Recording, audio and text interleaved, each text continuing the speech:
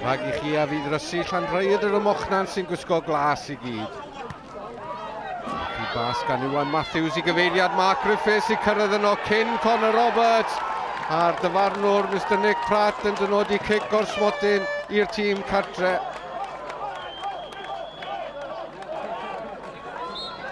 Iwan Matthews yn erbyn Connor Roberts.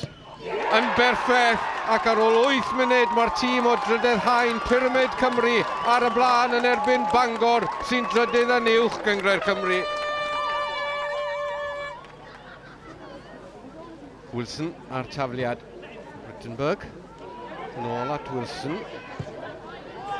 Zama ar peniad I gefn y rhwyd.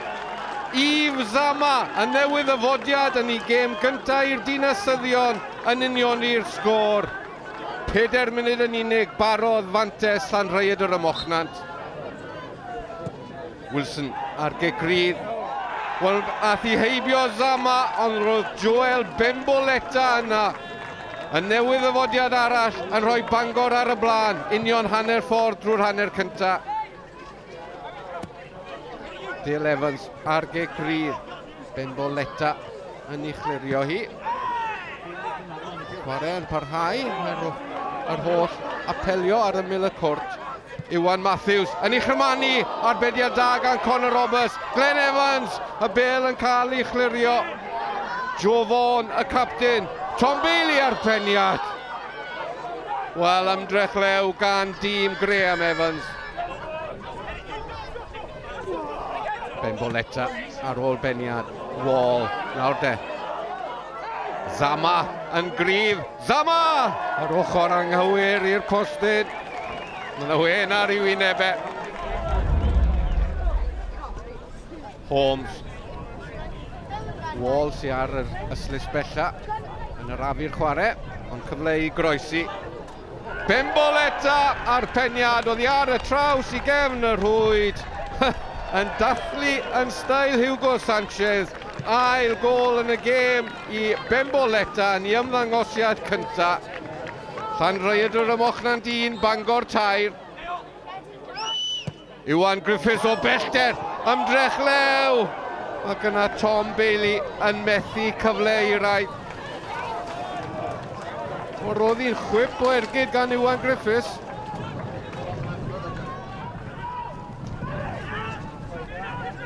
Thomas Evans, y cwyno bod yna drosedd arno fe. Mark Griffiths yn dod o hyd I Iwan Matthews mewn digonedd o le. Mon Connor Roberts I giro! Yn ceisio I chrymanu rownd y golwr. Ond mi ath I ochr anghywir y postyn hefyd. Ond mae Llanrhaeadr y Mochnant yn rhoi tipyn o gêm I Fangor. Thomas Evans yn gry. Iwan Matthews, mi roedd Wilson yn hwyr. Ac mae Nick Pratt yn estyn i'w boced. Wilson wedi gweld un garden felen yn barod. Mae Bangor lawr I 10-1. Glenn Evans o'r cefn, heibio I bawb a phobyn. Iwan Matthews, mae angen iddo fe fod yn gry. Mae e'n gry! Ar eilydd, Dan Graham ar y postyn pella.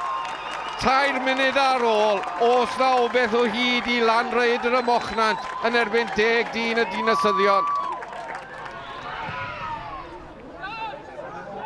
Pas I Sam Jones gwrso ar ei hôl hi. O, mae'n cael ei dynnu nôl gan Dan Kelly. O, mae Dan Kelly isiws yn llyfr Nick Pratt I ail garden felen y ddau dîm lawr I 10-1 ar ddiwedd y gêm. Ac ydi stori tylwyth teg Llanrhaeadr y Mochnant I dod I ben. Credit to the lads, credit to our opposition as well because they pushed us all the way. But we expected that, you know, it was a typical cup tie. The conditions obviously make it extremely difficult to play on, in fact near enough impossible at times. And we just had to work our way through the game the best we possibly could. The attitude of the players was excellent, which was obviously going to be important. And delighted for the two new signings both getting on the score sheet as well, which is great for them. Yeah, very proud of our boys. They put it in. Just told them in the changing room there how proud we are. They put the shift in. At the end of the day, we could have sneaked it. 3-2. We had the chances. Yeah, very proud of the boys. Proud of Llanrhaeadr as a whole. The people that turned out, absolutely top draw.